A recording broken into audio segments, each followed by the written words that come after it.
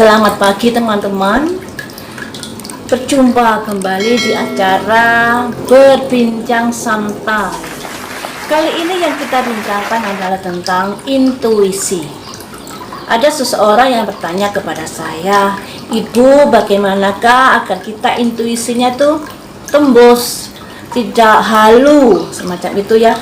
Yang namanya intuisinya ada hubungannya dengan kenyamanan, juga ada hubungannya dengan pola pikir. Kalau kalian ingin intuisinya tajam, tembus dan lain sebagainya, kalian harus bisa memisahkan pola pikir dengan fokus kalian. Kalau kalian pola pikirnya masih membentuk keinginan, angan-angan dan lain sebagainya, itu akan mempengaruhi hasil dari intuisi. Jadi seperti ini guys ya.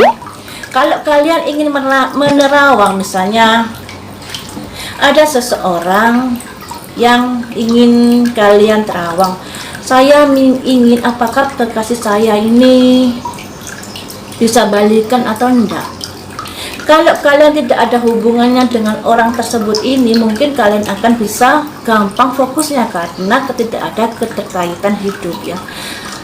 Akan tetapi kalau kalian mempunyai benang merah pada seseorang ini, misalnya ternyata kalian juga menyukai atau seseorang ini masih keluarga kalian, otomatis fokus itu akan agak sulit karena pola pikir kita ini kadang-kadang sudah membentuk sebelum kita menerawang.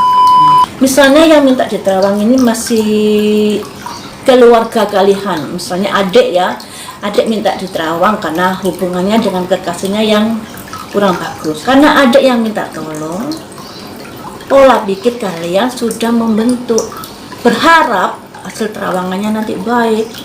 Nah itu tidak boleh. Jadi harus bisa mengesampingkan pola pikir ini sekalipun itu keluarga, agar hasilnya nanti bisa sesuai dengan apa yang diharapkan, bisa benar ya. Sekalipun nggak benar, mendekati lah 75% atau 90%. Seperti itu. Karena kalau pola pikir sudah membentuk, hasil terawangannya bisa dipengaruhi oleh pola pikir itu tadi.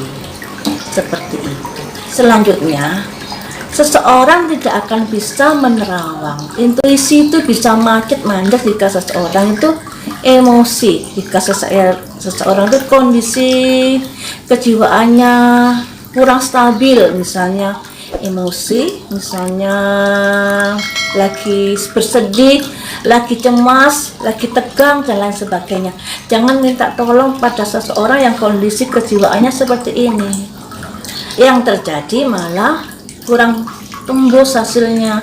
Makanya kalau ada seseorang yang minta tolong kepada saya terus nggak saya balas, karena saya juga gimana ya, menerawang itu menguras energi, apalagi kalau dipaksakan. Dan kalau sesuatu yang dipaksakan itu hasilnya juga kurang bagus, bisa nggak tembus dan lain sebagainya. Makanya kalau minta tolong menerawang seseorang itu lihat dulu kondisi orang tersebut itu bagaimana. Apalagi seperti saya, setiap hari saya harus melayani klien yang berhubungan dengan intuisi.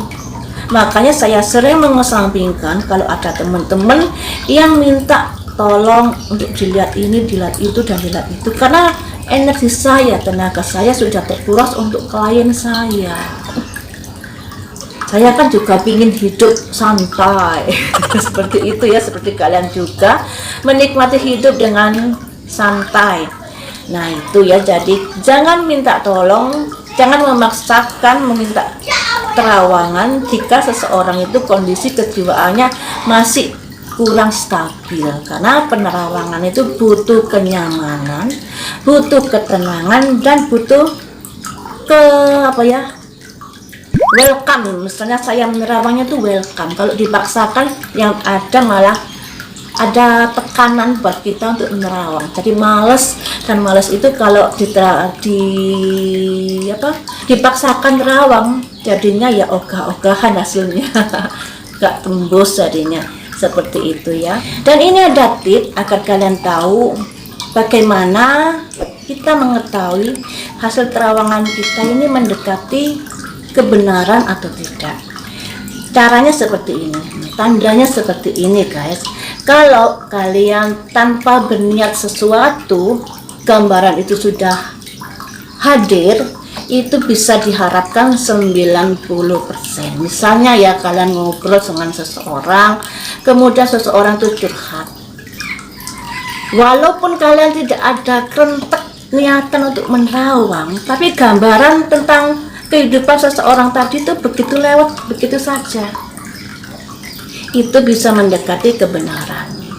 Ya, itu merupakan petunjuk yang hadir dari semesta untuk teman kalian melalui tubuh kalian. Akan tetapi jika kalian menerawang karena diniatkan, karena keinginan, meskipun melalui meditasi, meskipun melalui hening dan lain sebagainya yang diniatkan, hasilnya nanti masih 50%. Dikarenakan niat itu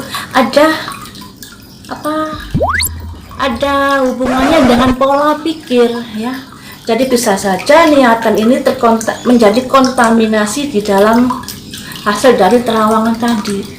Jadi seperti itu, sekalipun kalian minta petunjuk melalui meditasi, minta petunjuk melalui hening dan lain sebagainya, kadang-kadang keinginan itu kuat sehingga membentuk hasil dari penerawangan, dan itu membuat penerawangan kalian menjadi tidak tembus, ya, seperti itu. Jadi kalau gambaran itu hadir dengan sendirinya tanpa kalian niatkan, itu bisa 90%.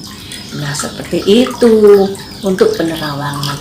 Dan untuk mempertajam penerawangan ini, seseorang harus bisa segera meluruhkan emosinya, segera meluruhkan egonya jika terjadi kondisi kejiwaan yang kurang stabil, ya. Soalnya kalau seperti yang saya katakan tadi, kalau kita tertekan, kalau kita marah dan lain sebagainya, kita nggak akan bisa menerawang. Mata ketiga kita bisa buntu, ya, bisa ngambek karena kondisi kejiwaan kita yang kurang stabil. Makanya itu ya, kalau seseorang yang bekerja mengandalkan intuisi seperti saya ini, saya harus bisa segera meluruhkan energi-energi kotor yang ada di sekitar saya. Misalnya ya, saya lihat Facebook terus ada seseorang yang nyolot, saya harus bisa segera meluruhkan. Karena kalau saya menanggapi energi ini, menarik energi ini untuk diri saya, otomatis saya akan terkontaminasi. Karena untuk menerawang itu harus dengan pikiran dan hati yang jernih agar bisa tembus hasil terawangannya. Dan untuk mempertajam kepekaan, kalian harus berlatih tentunya. Nggak bisa kepekaan itu tajam dengan sendirinya, karena kepekaan itu ibarat pisau. Kalau kita bersihkan pisau itu akan menjadi tajam, akan tetapi kalau pisau itu kita biarkan berkarat, pada akhirnya menjadi tumpul, seperti itu. Jadi untuk kepekaan ini kalian harus rajin bertirakat, rajin berlatih, dan kemudian juga mampu untuk memisahkan pola pikir dengan fokus. Jadi seperti itu, ya. Terutama untuk kejiwaan ini juga penting. Jadi harus bisa mengembalikan kestabilan kejiwaan dikala kita agak bergejolak kondisi emosionalnya, ya. Itu saja sih, semoga bermanfaat untuk kalian. Lain waktu kita akan sambung dengan bincang santai yang lainnya.